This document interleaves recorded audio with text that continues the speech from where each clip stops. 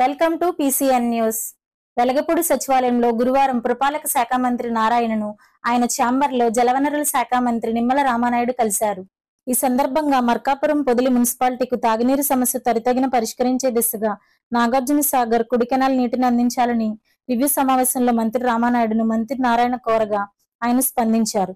వెంటనే తక్షణ చర్యలు తీసుకోవాల్సిందిగా సంబంధిత సిఈఎస్సి ఇతర అధికారులకు మంత్రి రామానాయుడు ఆదేశాలు ఇచ్చారు.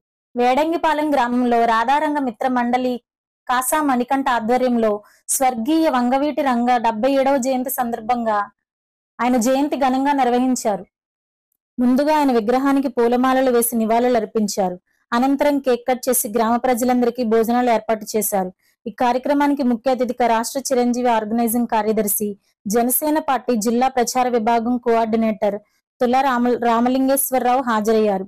ఈ కార్యక్రమంలో కాసా దిలీపు, లంకపల్లి రమేష్, కిషోర్, గుండం కాశీ, పంచాయతీ ఉప సర్పంచ్ వీరగొమ్మల బుజ్జి, టీడీపీ నాయకులు మేడిశెట్టి బుజ్జి, పాలకొల్లు జనసేన నాయకులు ఆచంట దీపు, బిట్టా లక్ష్మీనారాయణ, బొద్దాని సురేష్, కాశెట్టి సురేంద్ర, ఎరుబెండి బాబీ తదితరులు పాల్గొన్నారు.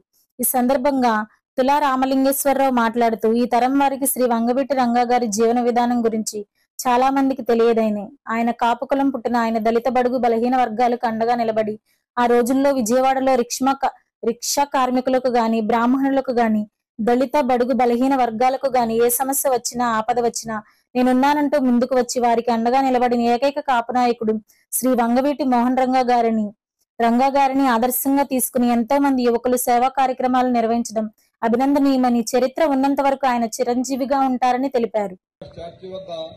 ఏర్పాటు చేసినటువంటి ఈ జయంతోత్సవ కార్యక్రమానికి ముఖ్య అతిథిగా వచ్చేసినటువంటి మన చిరంజీవి ఫ్రెండ్స్ పాలకొల్లు పట్టణ అధ్యక్షులు తుల రామలింగేశ్వర స్వామి గారికి, మరియు మన గ్రామ నాయకులు రంగారావు గారికి, వెంకయ్యనాయుడు గారికి, అదేవిధంగా కాసా మణికంఠ గారికి, మన గ్రామ నాయకులందరికీ కూడా ప్రత్యేకమైన అభినందనలు తెలియజేసుకుంటూ, ముఖ్యంగా వంగవీటి మోహన్ రంగారావు గారు మన కాపు జాతి కోసం అహర్నిశలు తెలుగుకి ఆయన యొక్క ప్రాణాలను త్యాగం చేసినటువంటి మహనీయుడు వంగవీటి మోహన్ రంగారావు గారు.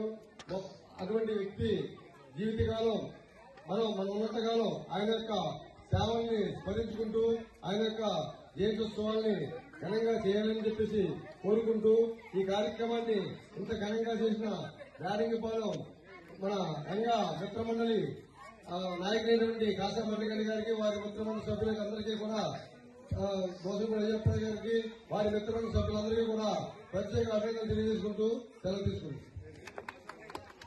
స్వర్గీయ శ్రీ వంగవీటి మోహన రంగా గారి 77వ జయంతి సందర్భంగా మన వేడంగిపాలెం గ్రామంలో ఆయన విగ్రహం వద్ద నివాళులర్పించి అత్యంత ఘనంగా ఆయన జయంతి వేడుకలను నిర్వహించినందుకు సాధారణంగా మిత్రమండలి, మణికంఠ, అయ్యప్ప, కిషోరు, దిలీప్ వీళ్ళందరికీ కూడా ముందుగా ధన్యవాదాలు తెలియజేసుకుంటూ, రంగా గారు ఈ తరానికి నిజంగా కూడా చాలా మందికి ఆయన గురించి తెలియదు.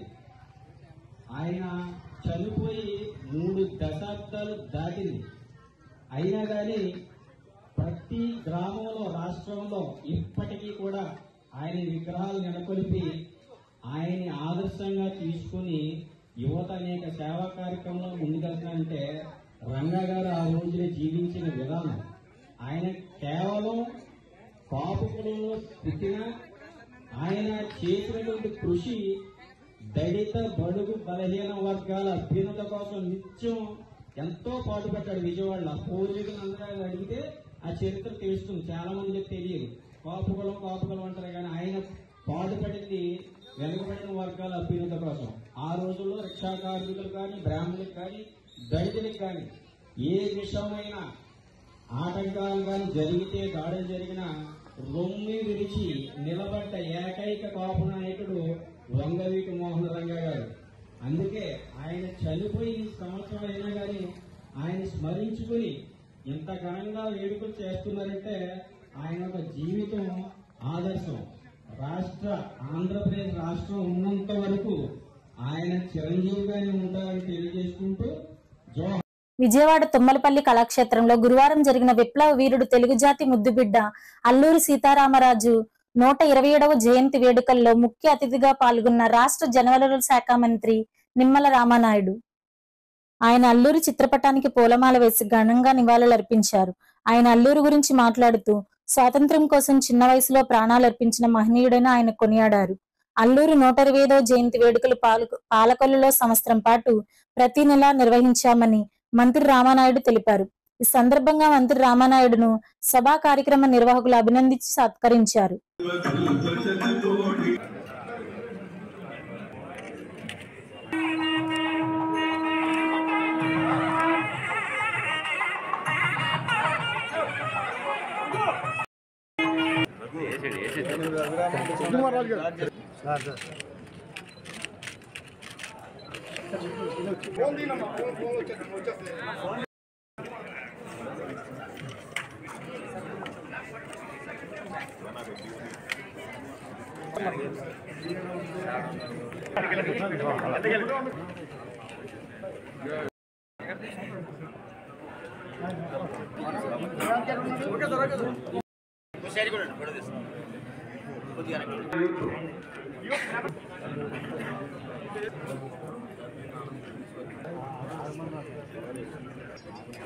విప్లవ వీరుడు తెలుగు జాతి ముద్దుబిడ్డ అల్లూరి సీతారామరాజు గారి యొక్క జయంతోత్సవాలను ఆంధ్రప్రదేశ్ రాష్ట్ర ప్రభుత్వం తరపున ఘనంగా నిర్వహించుకోవడం చాలా సంతోషం.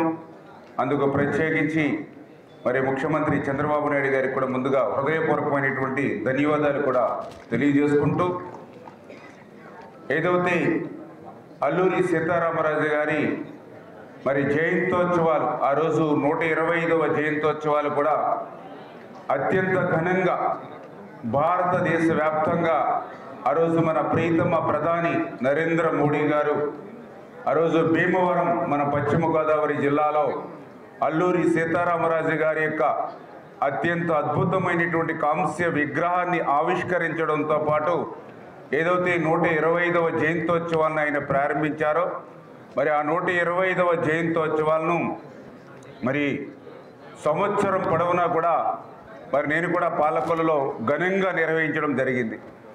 ఎందుకంటే దానికి గల కారణం ఏంటంటే, ఒకటి ఏదైతే అల్లూరి సీతారామరాజు 27 సంవత్సరాల చిన్న వయసులో ఈ దేశం కోసం, ఈ దేశ ప్రజల కోసం, స్వతంత్రం కోసం, స్వేచ్ఛ కోసం ఏదైతే తన ప్రాణాలను త్యాగం చేశాడో ఆ త్యాగం భవిష్యత్తు తరాల వారికి, భావి తరాల వారికి తెలియజేయాలనేటువంటి ఒక ఉద్దేశం.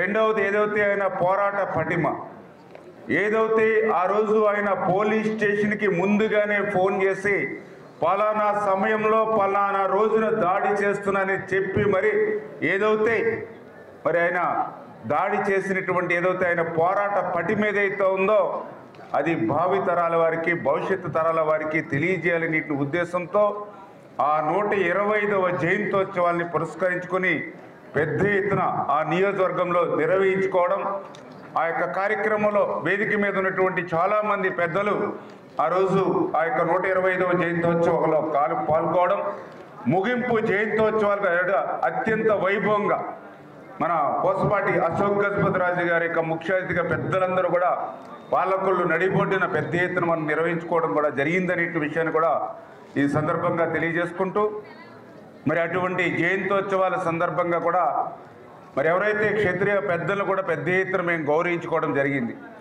ఎందుకంటే నేను కూడా ఈ సమాజంలో నేను కూడా చూడడం జరిగింది, ఎవరికి ఏ అవసరం వచ్చినా, ఏ కష్టం వచ్చినా, ఏ సమస్య వచ్చినా మరి నేను ఉన్నాను అని ఆదుకునేటువంటి ఒక తత్వం క్షత్రియుల్లో నాకు అడుగడుగున కూడా కనిపిస్తూ ఉంటుంది. ఎందుకంటే నేను కూడా ఒక గోదావరి జిల్లాలో మరి వాళ్ళని దగ్గర నుండి చూస్తుంటే వ్యక్తిగా, ఎందుకంటే దానికి కూడా ఎన్నో ఎగ్జాంపుల్స్.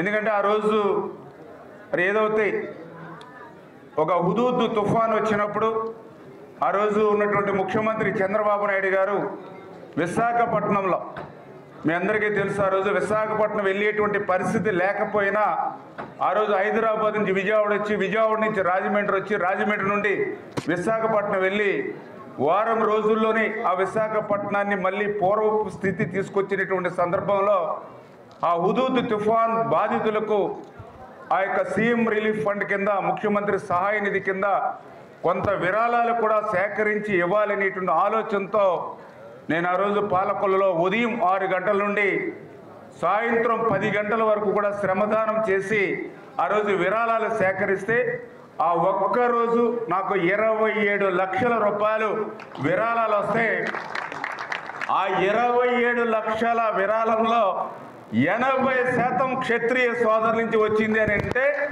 క్షత్రియుల దాతృత్వానికి ఇంతగా మించినటువంటి ఉదాహరణ, నిదర్శనం వేరేది చెప్పుకోవాల్సినటువంటి పని లేదని చెప్పి ఈ సందర్భంగా తెలియజేసుకుంటూ ఉన్నా. అదేవిధంగా ఆ రోజు నేను చూస్తా, ఏదైతే గోదావరి పుష్కరాలు ఏదైతే మన ప్రాంతంలో పెద్ద ఎత్తున జరిగాయో ఆ విజయవాడలో మాజీ ఎంపీ గోకరాజు గంగరాజు వారిని మర్యాదపూర్వకంగా కలిసిన నరసాపురం నియోజకవర్గ తెలుగుదేశం పార్టీ ఇన్ఛార్జ్ కొత్తూరి రామరాజు గారు, ఆయనతో విశ్వనాథరాజు గారు, నరసాపురం పట్టణ అధ్యక్షుడు జక్కం శ్రీమన్నారాయణ గారు, తెలుగుదేశం పార్టీ కుటుంబ సభ్యులు శ్యామరాజు పాల్గొన్నారు.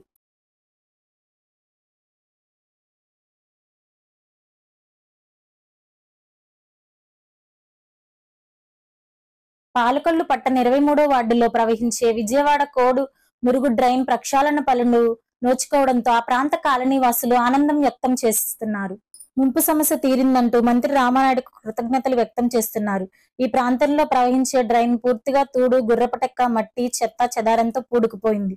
దీంతో మురుగు నీటిపారుదల జరగక 23, 22 వార్డుల్లోని నివాస కాలనీలు చిన్నపాటి వర్షం చినుకు పడినా ముంపు గురవడంతో ఆ ప్రాంత వాసులు అవస్థలు అనుభవిస్తున్నారు. గత వైసీపీ 5 ఏళ్ల పాలనలో ఆ నాయకులు పట్టించుకోకపోవడంతో డ్రైన్ లో చిన్నపాటి పని కూడా నోచుకోకపోవడంతో ముంపుతో పాటు దుర్వాసనకు ఇబ్బంది పడుతున్నారు. ఇటీవల మంత్రి రామానాయుడును కాలనీ వాసులు స్వయంగా కలిసి సమస్యను తీసుకువెళ్లారు. తక్షణం స్పందించిన మంత్రి రామానాయుడు బెజవాడ కోడు డ్రైన్ తో పాటు దమయ్యపర్తి డ్రైన్ల ప్రక్షాళన పనులు యుద్ధ ప్రాతిపదికన జరిగేలా చూడాలంటూ మున్సిపల్ కమిషనర్ విజయసారథికి ఆదేశాలు ఇచ్చారు. దీంతో 10 రోజుల్లో బెజవాడ కోడు డ్రైన్ ప్రక్షాళన జరగడంతో మురుగునీరు పారుదల జరిగి ముంపు సమస్య తీరింది. కూడా కాలనీ వాసులకు ముఖ్యంగా ఎంతో సంతృప్తిని కలిగించింది. బెజవాడ కోడు అని పిలిచే ఈ డ్రైన్ని 2018 నుంచి పూర్తిగా మురుగుతో నిండిపోయి ప్లాస్టిక్ అవశేషాలతో నిండిపోయిందని కలెక్టర్ దగ్గరికి కనీసం ఒక 5 సార్లన్నా కంప్లైంట్ ఇచ్చుంటాం స్పందన కార్యక్రమం ద్వారా.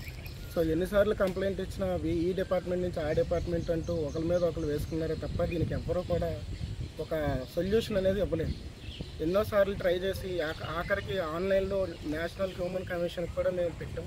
దీనివల్ల ఎంతో ఉండే గ్రౌండ్ వాటర్ మొత్తం కంటామినేట్ అయిపోయి ఇలాంటి మురుగునీరు కిందకి వెళ్ళి దాని ద్వారా బోర్ నుంచి మాకు వచ్చి మేము వాడి మా పిల్లలు మేము అందరం అనారోగ్యాలకు గురయ్యి ప్రతి ఇల్లు అందులో నానిపోయి వాటి పునాదులు పాడైపోయి ఇలా ఎన్నో రకాల సమస్యలు, 1, 2 కాదు ఎన్నోసార్లు సమస్యలు ఎదుర్కొని ఎన్నోసార్లు మున్సిపల్ కమిషనర్ గారి చుట్టూ తిరిగిన 2018 నుంచి మొన్నటి వరకు అసలు ఎటువంటి సమస్యని తీర్చలేదు. కనీసం ఇందులోంచి నీరు వెళ్ళడానికి కావాల్సిన చిన్నపాటి క్లీనింగ్ ఏదైతే ఈ బెజవాడ కోడికి సంవత్సరం చేయవలసిన మెయింటెనెన్స్ ఏదైతే ఉంటుందో అది కూడా చేయలేదు. నిన్న మొన్నటి వరకు కూడా పూర్తిగా గుర్రపడెక్కతో నిండిపోయి అసలు కింద వాటర్ ఉందో కూడా లేదో తెలియనంత నిండిపోయి ఉండేది.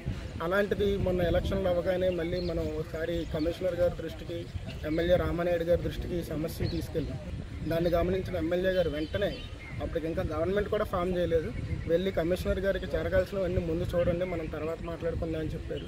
అట్లా చెప్పిన వెంటనే కమిషనర్ గారు కూడా యుద్ధ ప్రాతిపదికన పనులు మొదలుపెట్టారు. కేవలం 5 రోజుల్లో మీరు చూడొచ్చు, ఇక్కడ ఎంత ఫ్లో చూడొచ్చు, అటువైపు మొత్తం డ్రైన్ ఎంత క్లీన్ అయిందో చూడొచ్చు. మొత్తం చుక్క నీరు లేకుండా మొత్తం వెళ్ళిపోయింది. ఇట్లాగే సమస్య ఉంది అని తెలుసుకున్నప్పుడు దాన్ని తీర్చే విధంగా ఆలోచించి ఏ స్టెప్ ముందు చేసి నా హృదయపూర్వక నమస్కారాలు. ఇక్కడ బెజవాడ కోడ్ అని పిలువబడే ఈ డ్రైను కృష్ణసాయి నగర్లో నుంచి వెళ్ళటం జరుగుతుంది. ఇక్కడ రైల్వే ట్రాక్ కిందగా ఈ డ్రైన్ వెళ్తుంది. ఇంతకుముందు నేను ఈ పాలకొల్లు పురపాలక సంఘంలో జాయిన్ అవ్వగానే నేను ఇక్కడికి వచ్చి శానిటేషన్లో భాగంగా ఇటు వచ్చి చూడటం జరిగింది. ఇదేంటి ఇలా ఉంది అనేది ఆలోచన కలిగింది, కానీ మనకంత గమనంలోకి మాకు రాలేదు.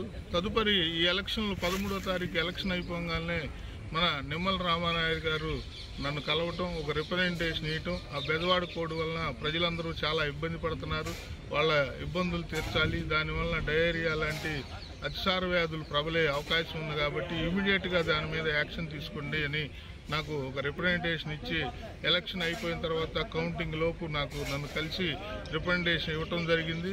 దానిలో భాగంగా మేము పరిశీలించి ఇవన్నీ కూడా చూడటం జరిగింది. దీన్ని ఎలా చేయాలి, ఏంటి అనేది ఆలోచన చేస్తూ దీన్ని కాంట్రాక్టర్ని ఎవరు తీసుకోవాలి, టెండర్ పిలవాలి, ఎలాగా ఏంటి అనేది ఆలోచన చేసి ముందు ఇక్కడ ఉన్న గుర్రపు డెక్క ఆకైతే ఉందో దానికి కెమికల్ స్ప్రే చేయమని రామానాయుడు గారు నాకు ఆ రోజు రిప్రజెంటేషన్లో ఆదేశాలు ఇచ్చారు. దాని ప్రకారమే కెమికల్ స్ప్రే చేసి ముందు అది ఎండేదాకా ఆగి ఆ కెమికల్ అంతా స్ప్రే అయ్యేటప్పటికి ఇది ఎండిపోయింది. ఆ ఆకునందరిని గుర్రపు డెక్కని ముందు తొలగించాము.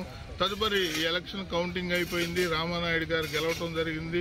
తదనుగుణంగా అన్ని ప్రజలకు తెలుసు. ఆయన రాష్ట్ర జలవనరుల శాఖ మంత్రిగా ప్రమాణ స్వీకారం చేయటం, ఆయన ప్రమాణ స్వీకారం చేసిన వెంటనే మేము వెళ్ళి కలవటం, ఇక్కడ ప్రజలందరూ కూడా ఆయనకి ఇచ్చిన రిప్రజెంటేషన్ గుర్తులో పెట్టుకుని ఆ రోజు నేను చెప్పాను ఆ బెజవాడ కోడ్ ఏమైందని ఆయన మనకి ఆదేశాలు ఇవ్వటం, వెంటనే మీరు నేను చెప్పి చాలా రోజులైంది, నాకు ఒక 1 వీక్ లోపు నువ్వు ఆ బెజవాడ కోడ్ క్లియర్ చేయాలని చెప్పి నిమ్మల రామానాయుడు గారు జలవనరుల శాఖ మంత్రి గారు ఎవరైతే ఉన్నారో రామానాయుడు గారు నన్ను ఆదేశించి ఇమ్మీడియట్గా దాని మీద యాక్షన్ తీసుకోమని చెప్పడం జరిగింది.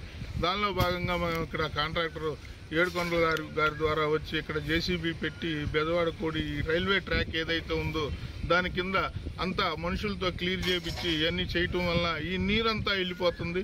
ఈ కాలం ఇంత శుభ్రంగా ఇంత నీట్గా వస్తుందని నేను కూడా ఊహించలేదు. ఇది రామానాయుడు గారు మాకు ఇచ్చిన ఉత్సాహం, ప్రోత్సాహంతో మేము ముందుకొచ్చి చేస్తామో లేదో అని ఆ అపోహలతో మేము ఇక్కడికి వచ్చాం. దీన్ని రామానాయుడు గారి ఆదేశాల ప్రకారం మేము చాలా సక్సెస్ అయ్యాం. ఇది తీసాం. ఈ రోజు ఇక్కడ చుక్క నీరు లేకుండా ఈ డ్రైన్ అంతా ఎండిపోయి ఈ కాలనీ వాసులు, కృష్ణనగర్ వాసులు అందరూ కూడా సంతోషపడేటట్టు ఈ కాలనీలో వాటర్ అంతా కూడా ఈ డ్రైన్లోకి వచ్చి బెజవాడ కోడుకుండా వెళ్ళిపోవటం జరిగింది.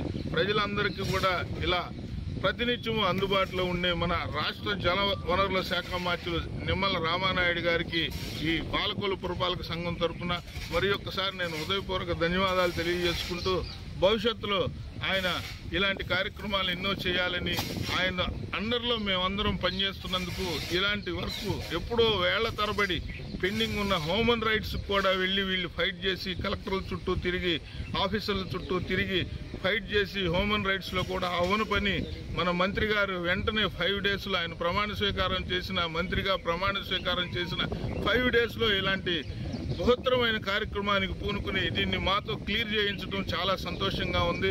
భవిష్యత్తులో ఇలాంటి మంత్రి గారి దగ్గరే పనిచేయాలని మనస్ఫూర్తిగా కోరుకుంటూ అందరికీ హృదయపూర్వక ధన్యవాదాలు తెలియజేసుకుంటూ సెలవు తీసుకుంటాం. లంకల కోడేరు ప్రాథమిక ఆరోగ్య కేంద్ర పరిధిలో అన్ని సచివాలయాల్లో డాక్టర్ అడ్డాల ప్రతాప్ కుమార్, డాక్టర్ నవ్యజీవన్ ఆధ్వర్యంలో సీజనల్ వ్యాధులపై అవగాహన కార్యక్రమాలు ఏర్పాటు చేయడం జరిగింది. ఈ కార్యక్రమంలో భాగంగా చింతపరు గ్రామంలో గ్రామ సర్పంచ్ గుమ్మాపు పెద్దిరాజు సమక్షంలో మజ్జిపేట ఏరియాలో దోమల ద్వారా వచ్చే వ్యాధులపైన, కలుషితమైన నీటి ద్వారా, ఈగలు వాలిన ఆహార పదార్థాల ద్వారా వచ్చే వ్యాధులపైన అవగాహన కార్యక్రమం ఏర్పాటు చేయడం జరిగింది.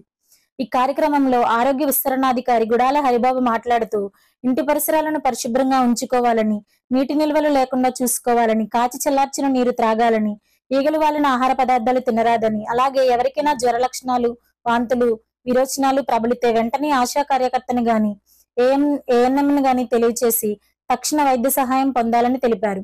ఈ కార్యక్రమంలో MLHPలు, ANMలు, హెల్త్ అసిస్టెంట్లు, ఆశా కార్యకర్తలు తదితరులు పాల్గొన్నారు. కాబట్టి ఈ నీళ్లని మీరు పరిశుభ్రంగా ఉంచుకోవాలి, తాగే నీళ్లు పరిశుభ్రంగా ఉండాలి, కాచల్లర్చి నీళ్ళు తాగండి.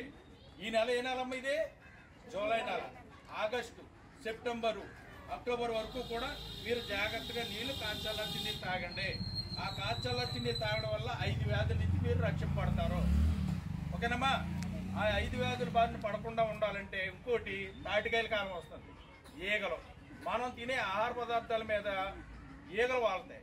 ఆ ఈగలు ఎక్కడ వాళ్తాయి? చెత్త చెదారం మీద, చనిపోయిన జంతువుల మీద, మలమూత్రాల మీద వాలి ఆ ఈగలు వచ్చి మనం తినే ఆహార పదార్థాల మీద వాళ్తాయి. అవి మన కంటికి కనిపిస్తాయి, క్రిములు కనపడవు. శుభ్రంగా తినేస్తాం. తినేసిన తర్వాత వాంతులు, విరోచనాలు, జగటి విరోచనాలు, టైఫాయిడ్ జ్వరాలు, కామెర్లు, లెప్టోస్పైరోసిస్ అనేటువంటి 5 రకాల వ్యాధులు వస్తాయి ఈగల వాళ్ళని ఆహార పదార్థాలు తింటే. కాబట్టి ఈ సీజన్లో మనం ఆహార పదార్థాల మీద మూతలు వేసుకోవాలి, వేడి వేడి ఆహార పదార్థాలు తినాలి. ఓకేనమ్మా? ఇది ఈ 5 వ్యాధుల గురించి. ఇక నీళ్లు గురించి అయితే మీ నీళ్లు వాడుకున్న నీళ్ళు ఏదైతే ఉన్నాయో ఎక్కువ రోజులు మీరు నీళ్లు పట్టుకుంటున్నారు, డ్రమ్ముల్లోనూ వీటిలో నీళ్ళు నిల్వ ఉంచుకుంటున్నారు. వీటి మీద మూతలు పెట్టుకుంటే ఇబ్బంది లేదు. మూతలు పెట్టకుండా ఇలాగే ఉంచేసి ఒక వారం 10 రోజులు అలా ఉంచుకుని వాడుకున్నారనుకోండి, దీంట్లో దోమలు గుడ్లు పెడతాయి. 250 నుంచి 300 దాకా గుడ్లు పెడతాండి దోమ. ఆ గుడ్లు పెట్టిన దోమలో గుడ్లు మనకు కనపడతాయా? కనపడవు. వారం రోజులు అలాగే ఉంచుకుంటారు, అడుక్కి వెళ్ళిపోతాయి. అవి మళ్ళీ ఏముంది లార్వాల కింద తయారైపోతాయి, దోమ పిల్లల కింద తయారైపోతాయి. తోక పురుగులు అంటారు చూసారా, మెదులుతూ ఉంటాయి. అవి మళ్ళీ కొద్ది రోజులకి ఏమవుతాయి, దోమల కింద తయారయ్యి. ఎవరిని కొడతాయి? ఇవి మనలే కొడతాయి. ఈ దోమలు తయారయ్యి దోమల ద్వారా మనకు వచ్చే వ్యాధులు ఏంటంటే 5 రకాల వ్యాధులు. ఒకటి మలేరియా, చికెన్ గన్యా, డెంగ్యూ, బోధవ్యాధి, మెదడు వాపు వ్యాధి. ఎన్నమ్మా? 5 రకాల వ్యాధులు. ఈ 5 రకాల వ్యాధులకి కారణం ఎవరో? మనమే. ఎవరిని పెంచుతున్నాం? దోమలు పెంచుతున్నాం. ఎందులో పెంచుతున్నాం? నిల్వ ఉన్న నీటిలో పెంచుతున్నాం. కాబట్టి ఈ నీటి నిల్వ ఉన్న నీటిని 2 రోజులు తప్పితే 3 రోజుల కంటే ఎక్కువ రోజులు ఉంచుకోకండి, వాడేసుకోండి. ఒకవేళ వాడుకోకుండా ఉంచుకోవాలనుకుంటే మూతలు పెట్టేయండి, మూతలు పెట్టుకుని వాడుకోండి, ఇబ్బంది లేదు. ఇలా ఉంచుకుంటే వర్షం నీళ్ళు అన్నింటిలోనూ, కొబ్బరి బొండాల్లోనూ, ప్లాస్టిక్ మగ్గుల్లోనూ, కూలర్లోను, పూల కుండీల్లోనూ అన్నింటిలో నీళ్ళు నిల్వ ఉండిపోవడం వల్ల దోమలు పెరుగుతాయి. కాబట్టి 5 రకాల వ్యాధులు వస్తాయి. కలుషితమైన నీరు ద్వారా ఎన్ని వ్యాధులు వస్తున్నాయండి? 5 రకాల వ్యాధులు వస్తాయి. దోమల ద్వారా ఎన్ని వ్యాధులు వస్తున్నాయి? 5 రకాల వ్యాధులు. ఈ 10 రకాల వ్యాధులు రాకుండా ఉండాలంటే ఈ సీజన్లో మన పరిసరాలను పరిశుభ్రంగా ఉంచుకోవాలి. తాగే నీళ్లు గోరువెచ్చని నీళ్ళు తాగాలి, పరిశుభ్రమైన నీళ్ళు తాగాలి. ఈగల వాళ్ళని ఆహార పదార్థాలు తినకూడదు. దోమలు పెరగకుండా చూసుకోండి. ఇంటి లోపల వారానికి ఒక్కసారి అయినా సరే బీరువాల వెనకాల కానీ, కిటికీల్లో కానీ, కర్టెన్ల వెనకాల కానీ ఇవన్నీ కూడా ఒక్కసారి శుభ్రం చేసేసుకుని దులిపేసుకోండి. దులుపుకుంటా బీరువాల వెనకాల కానీ, కర్టెన్ల వెనకాల కానీ ఉన్నటువంటి దోమలన్నీ కూడా బయటకు వచ్చేస్తాయి. లేదనుకుంటే సాయంత్రం 6 అయ్యేటప్పుడు మీరు పడుకుంటారో అవి బయటకు వస్తాయి, శుభ్రంగా కొడతాయి. దానివల్ల 5 రకాల వ్యాధులు వస్తాయి, జ్వరాలు వస్తాయి. కాబట్టి ఈ వ్యాధుల బారిన పడకుండా కొంచెం జాగ్రత్తలు తీసుకోండి. ఎవరికైనా జ్వరం అని కానీ, వాంతులు విరోచనాల అనుమానం కానీ ఏది ఉన్నా సరే, అనారోగ్య సమస్య వస్తే వెంటనే ఏఎన్ఎం గారికి, ఆశా గారికి చెప్పండి. మీకు ట్యాబ్లెట్లు ఇస్తారో, అలాగే ఓఆర్ఎస్ ప్యాకెట్లు ఇస్తారో, అలాగే జ్వరాలు వస్తే టెస్టులు చేస్తారో, మందులు ఉచితంగా ఇస్తారో, హాస్పిటల్కి వెళ్తే ఆర్థికంగా నష్టపోకుండా మీకు మందులు అందించి వైద్య సహాయం అందిస్తారో.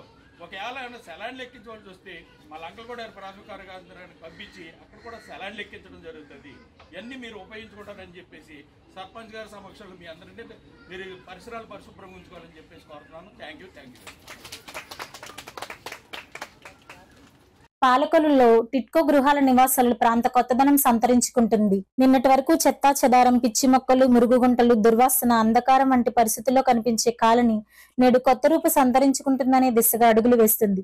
సమస్యలు ఒక్కొక్కటిగా పరిష్కారం అవుతున్నాయి. అందుకు మంత్రి నిమ్మల రామానాయుడు ప్రత్యేక దృష్టి సాధించారు. వైసీపీ 5 ఏళ్ల పాలనలో కాలనీని నిర్లక్ష్యం చేయడంతో పాటు కనీస మౌలిక అవసరాలు తీరకపోవడంతో పాటు అనేక సమస్యలు తిష్టవేశాయి. దీంతో కాలనీవాసులు నిత్యం అవస్థలు అనుభవిస్తున్నారు. ఇటీవల కూటమి ప్రభుత్వం అధికారంలోకి రావడంతో పాటు మంత్రిగా బాధ్యతలు చేపట్టిన డాక్టర్ నిమ్మల రామానాయుడు ఈ కాలనీలో సమస్యలు పరిష్కరించేలా తొలి ప్రాధాన్యత ఇచ్చారు. అందులో భాగంగా ఆయన కాలనీలో అధికారులతో కలిసి పర్యటించారు. అక్కడ ప్రజలతో మమేకమవుతూ సమస్యలను గుర్తించి పరిష్కార దిశగా ఆదేశాలు ఇచ్చారు. దీంతో దశలవారీగా సమస్యలు తీరుతున్నాయి.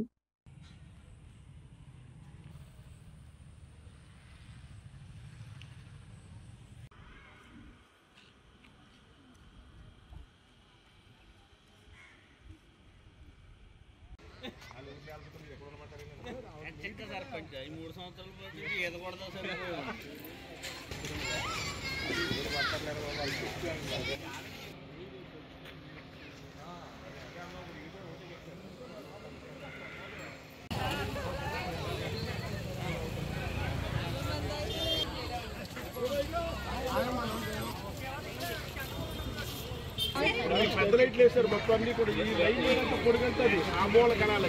రేపు జరగబోయే ఉభయ తెలుగు రాష్ట్రాల ముఖ్యమంత్రుల సమావేశం ఎంతో చారిత్రాత్మకమైనదని, ఇరు రాష్ట్రాల మధ్య ఆస్తులు, నీటి, విద్యుత్ వాటాల సమస్యలు, తగువులు సజావుగా సాగాలని కోరుకుంటున్నాం.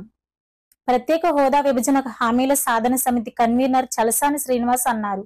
పశ్చిమ గోదావరి జిల్లా పాలకొల్లు మీడియా సమావేశంలో మాట్లాడిన శ్రీనివాస్, రేపు 233 ఉమ్మడి సంస్థలకు చెందిన 1,43,000 కోట్ల ఉమ్మడి ఆస్తుల పంపకంపై చర్చ సాగాలని, అందులో ఏపీకి 58%, తెలంగాణకు 42% ఆస్తులు పంచాలని కేంద్ర విభజన హామీ చట్టంలో స్పష్టంగా ఉందన్నారు.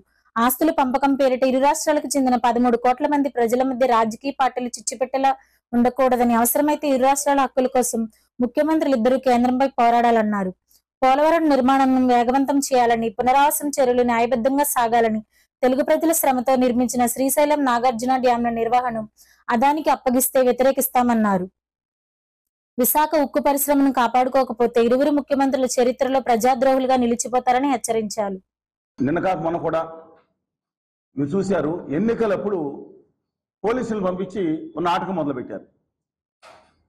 పోలీసులు పంపించుకుని ఎన్నికల టైంలో 2 ప్రాంతాల మధ్యన దెబ్బలాట పెడతానికి పోలీసులను పంపించాయి. ఈ నేపథ్యంలో ఆ తర్వాత జగన్మోహన్ రెడ్డి గారు, కేసీఆర్ గారు ఎంతో ఆత్మీయంగా ఉన్నా, కేసీఆర్ గారు జగన్మోహన్ రెడ్డి గారి దగ్గర 5 సంవత్సరాలకి అధికారం ఉన్న సెక్రటరియట్తో సహా అనేక బిల్డింగ్లు రాయించుకున్నారు.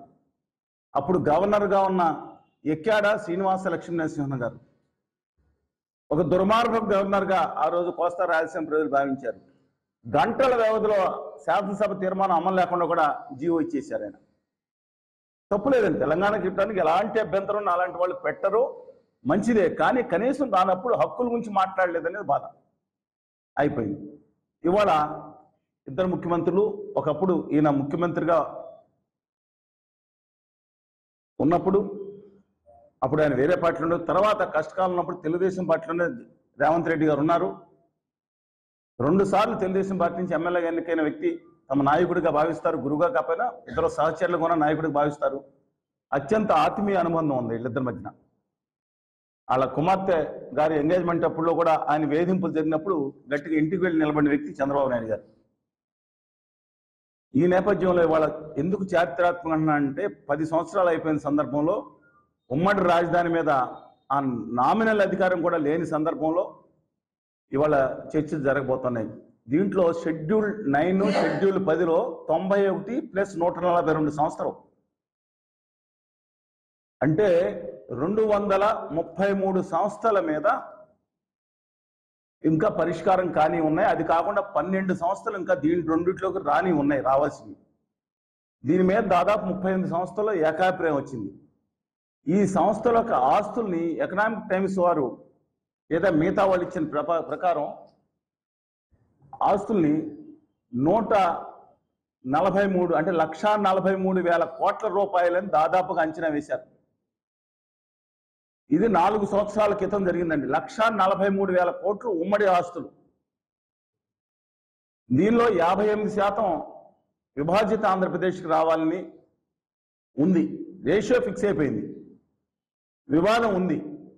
నేనేం భావిస్తున్నానంటే 5,000 కోట్లు తెలంగాణ ఎక్కువ రానండి. బికాజ్ అక్కడ ఉన్నాయి కాబట్టి డబ్బు ఉమ్మడి ఆంధ్రప్రదేశ్ నుంచి ఖర్చు పెట్టవచ్చు. కానీ 19-20 వరకు అంటారా, అందులో ఇబ్బంది లేదు. మొత్తానికి త్యాగం చేస్తే ఇబ్బంది, కానీ మిగతాది ఇబ్బంది లేదు. అందువల్ల అన్నదమ్ములు ఏమవుతుంది, ఒకళ్ళు ఎక్కువ ఒకళ్ళు తక్కువ ఉంటుంది. దయచేసి అక్కడ టీఆర్ఎస్ కూడా మాట్లాడుతూ చూశాను, అది కూడా చెప్తానండి. ఇక్కడ కూడా ప్రతిపక్షాలు రాష్ట్ర ముఖ్యమంత్రికి అక్కడ సహకరిస్తే తెలుగు ప్రజల మధ్యన మంచి సౌద్భావ వాతావరణం ఉంటుంది. 1956కు ముందు ఆంధ్ర రాష్ట్రం అనేది 53 అక్టోబర్ 1వ తారీఖున ఏర్పడింది. అప్పటి నుంచి కూడా తూర్పుగోదావరి జిల్లాలో భాగంగా భద్రాచలం దేవాలయంతో సహితంగా ఇంకా 4 మండలాలు ఏదైతే దుమ్ముగూడెం లాంటి 4 మండలాలు ఉన్నాయో ఇప్పుడు అవి తెలంగాణకు కలిపివేయబడ్డాయి.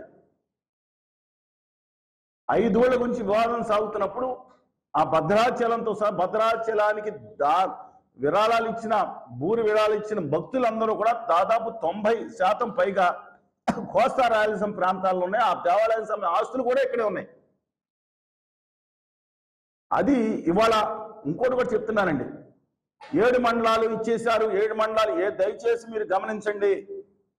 అక్కడున్న అనేక మండలాలు సీలేరుతో సహా అన్ని తూర్పుగోదావరి జిల్లాకి ఆంధ్ర రాష్ట్రానికి సంబంధించిన మండలాలు. చాలా మంది ఇది నిజం కాదు.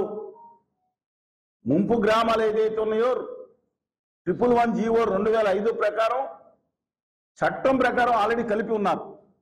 దాంతో మధ్యలో గ్రామాలు ఇంకో 60 గ్రామాలు మాత్రమే నరేంద్ర మోడీ గారి ప్రభుత్వం వచ్చేంత కలిపింది చెప్తే 7 మండలాలు కలిపారనే అవాస్తవ అబద్ధ ప్రచారాలు మానండి.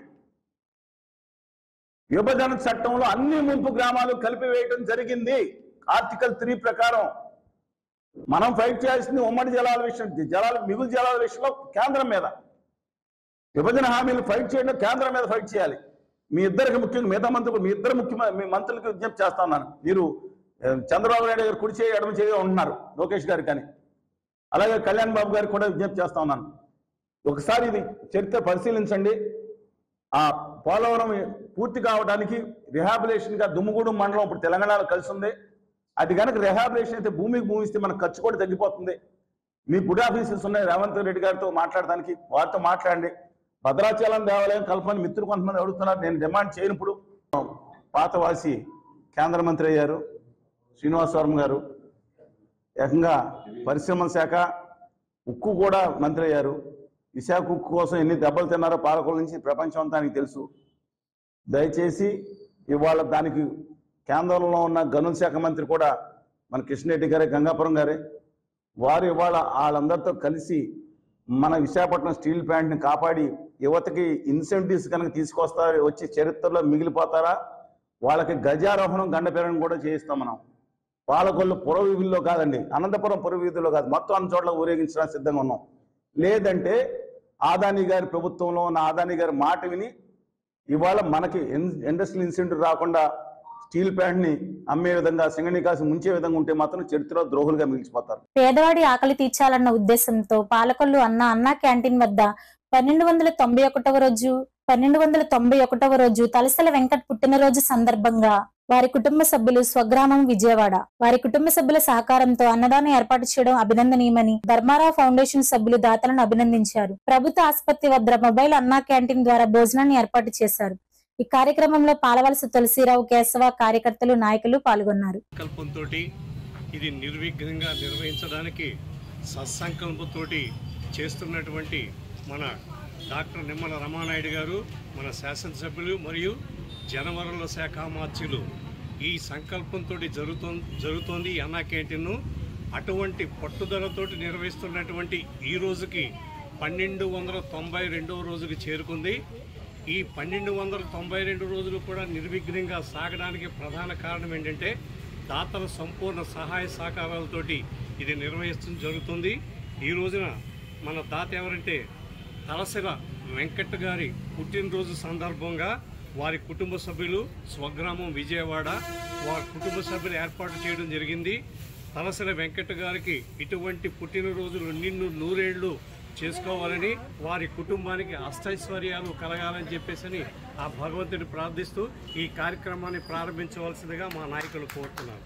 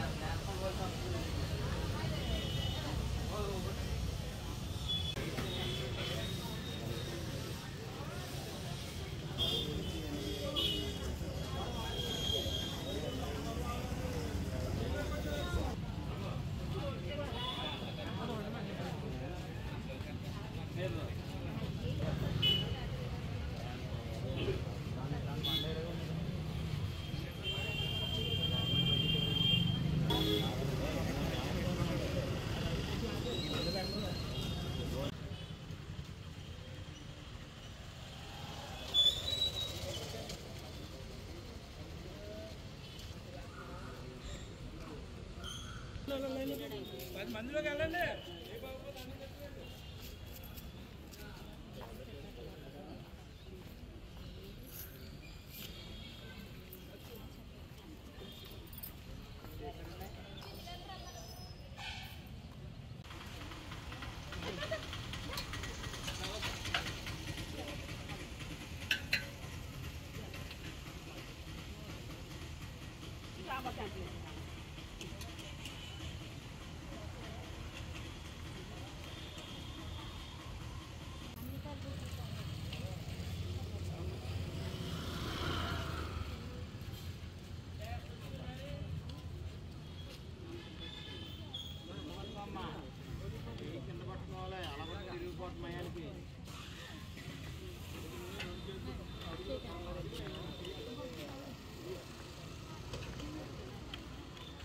పట్టుకుని ఇచ్చారా ఉంటారా?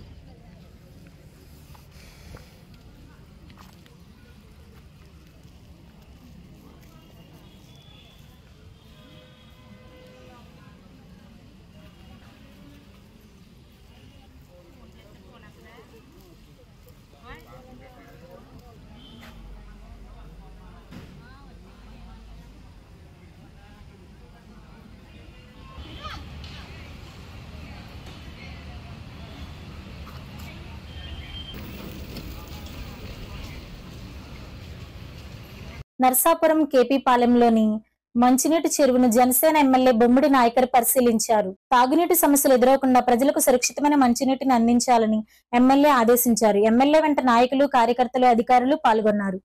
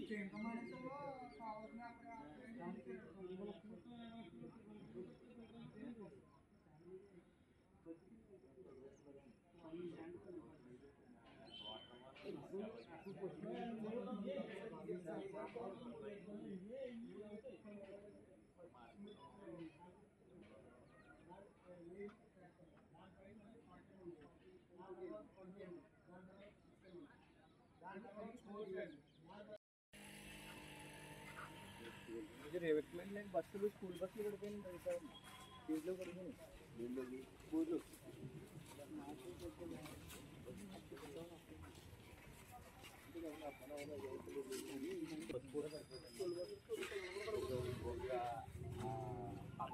బాలేజా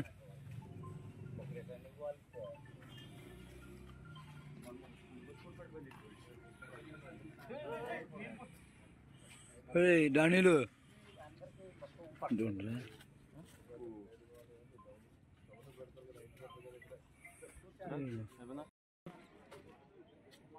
క్లోజ్ చేసి లాగితే వచ్చేస్తున్నారా?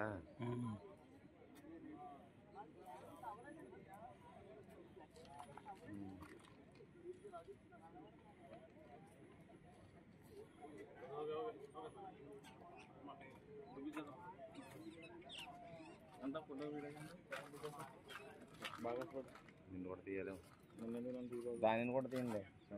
నేను వచ్చిన కాడ నుంచి ఫోటో పక్కన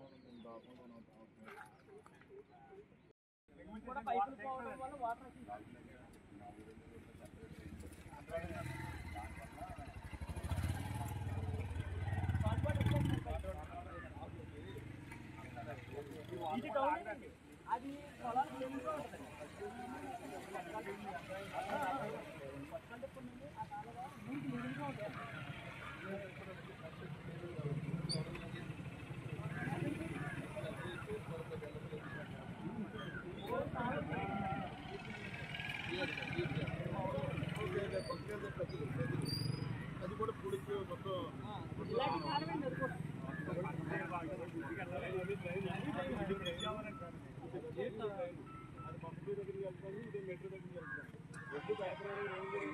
కనెక్టివిటీ సముద్రం కదా,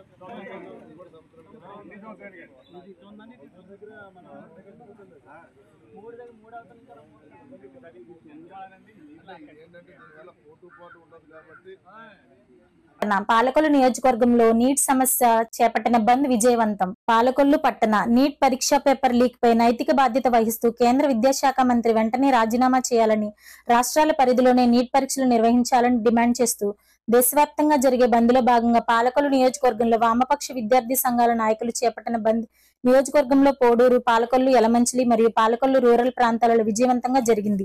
పాలకొల్లు నియోజకవర్గం ఉన్న ప్రైవేటు విద్యా సంస్థలు స్వచ్ఛందంగానే బంద్కు సహకరించారు. ప్రభుత్వ పాఠశాల ముందు రోజు బంద్ నోటీస్ ఇచ్చినప్పటికీ కొన్ని చోట్ల మధ్యాహ్న భోజనం చేశాక విద్యార్థులను పంపారు. ఎస్ఎఫ్ఐ పట్టణ కన్వీనర్ శేఖర్ మాట్లాడుతూ జాతీయ పరీక్ష నిర్వహణ సంస్థను రద్దు చేసి తక్షణమే ఆ రాష్ట్రాలకు పరీక్ష నిర్వహణ ఇవ్వాలని డిమాండ్ చేశారు. కార్యక్రమంలో ఏఐఎస్ఎఫ్ పట్ల నాయకులు, పట్టణ కార్యదర్శి యలమల సంతోష్, అధ్యక్షులు యామిని తదితరులు పాల్గొన్నారు. 720 మరి ప్రభుత్వం ఎందుకు ఇలా చేసిందో తెలీదు. మరి ప్రభుత్వం వెంటనే చర్యలు తీసుకుని దాని మీద నీట్ పరీక్ష మళ్ళీ నిర్వహించాలని కోరుకుంటున్నాను. ఎందుకంటే వీటి వల్ల చాలా మంది పేరెంట్స్ చాలా స్ట్రగుల్ అయ్యారు. చాలా మంది అయితే 30 లక్షల మంది కట్టారు, 30 లక్షలు కట్టారంట ఎగ్జామ్కి వచ్చి. మరి ఎందుకు అలాగా? మరి మన దేశంలో అయితే డబ్బు ఉన్న వాళ్ళు ఒకలాగా, డబ్బు లేని వాళ్ళు ఒకలాగా చూస్తారు. మరి ఎందుకో తెలియదు, చాలా మంది కష్టపడి రాశారు ఎగ్జామ్. మరి ఎందుకో ఈ సంవత్సరం ఎలా జరిగిందో తెలియదు. దాని మీద ప్రభుత్వం మంచి చర్యలు తీసుకోవాలని కోరుకుంటున్నాను. అందరూ నమస్కారం. నా పేరు సుందర్, ఏఐఎస్ఎఫ్ జిల్లా అధ్యక్షుడిగా వ్యవహరిస్తూ ఉన్నాం.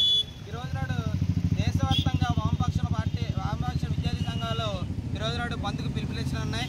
దాంట్లో భాగంగా పశ్చిమ గోదావరి జిల్లా పాలకొల్లు మరి విద్యా సంస్థలు కేజీ నుండి పీజీ వరకు కూడా విద్యా సంస్థలను సహకరించినందుకు ఫస్ట్ ఆఫ్ ఆల్ ధన్యవాదాలు. ఈరోజు నాడు మరి దేశంలో చూసుకుంటే నీట్ స్కామ్ ఏదైతే ఉందో ఇప్పటికే ఆయన విద్యాశాఖ అధికారులు దాన్ని మళ్ళీ క్యాన్సిల్ చేసి మళ్ళీ ఎగ్జామ్లు నిర్వహించాలని చెప్పేసి ఈ సందర్భంగా తెలియజేసుకుంటూ ఉన్నా. ఇప్పటికైనా విద్యాశాఖ మంత్రి దీనిపై చర్యలు చేయాలి. దీనిపై చర్యలు తెలుసుకున్న పక్షాన రాజీనామా చేయాలని మేము ఏఎస్ఎఫ్గా కోరుకుంటా ఉన్నాం. అదేవిధంగా ఈరోజు నాడు యాంటీ అనేది ఆంధ్రప్రదేశ్ రాష్ట్రంలో రాష్ట్రాలకే పరిమితం చేయాలని ఈరోజు నాడు మనం ఏఎస్ఎఫ్గా డిమాండ్ చేస్తూ ఉన్నాం. అదేవిధంగా స్థానిక సంస్థలు ఏవైతే ఉన్నాయో దానికి కృషి అయ్యేంత వరకు విద్యార్థి సంఘాలు ఐక్యంగా ఉంటామని ఈ సందర్భంగా తెలియజేస్తూ ఈ సంస్థను పరిష్కరించే విధంగా ఈరోజు అడుగులు వేయాలని కేంద్ర ప్రభుత్వం హెచ్చరిస్తూ ఉన్నాం. లేని పక్షంలో ఇంకా ఉద్యమిస్తామని ఈ సందర్భంగా తెలియజేసుకుంటున్నాం.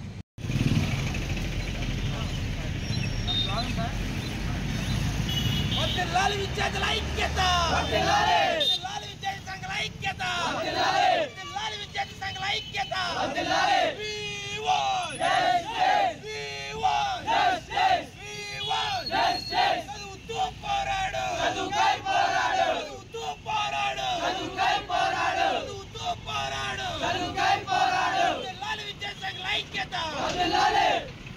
అజయ్ అది చెప్పు, నీట్ రద్దు చేయమని. నీట్ ఎగ్జామ్ వెంటనే రద్దు చేయాలి. వెంటనే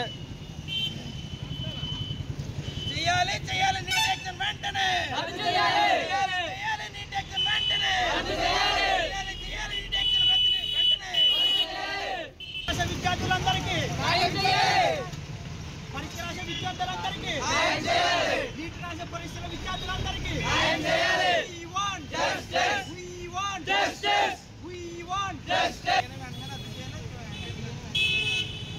ఎన్టీఏ వెంటనే రద్దు చేయాలి ఎన్టీఏ వెంటనే రద్దు చేయాలి ఎన్టీఏ వెంటనే రద్దు చేయాలి ఎన్టీఏ వెంటనే రద్దు చేయాలి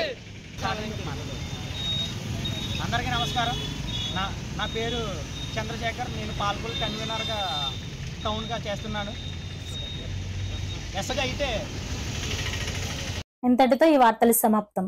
మరలా తిరిగి రేపు బులెటిన్లో కలుసుకుందాం.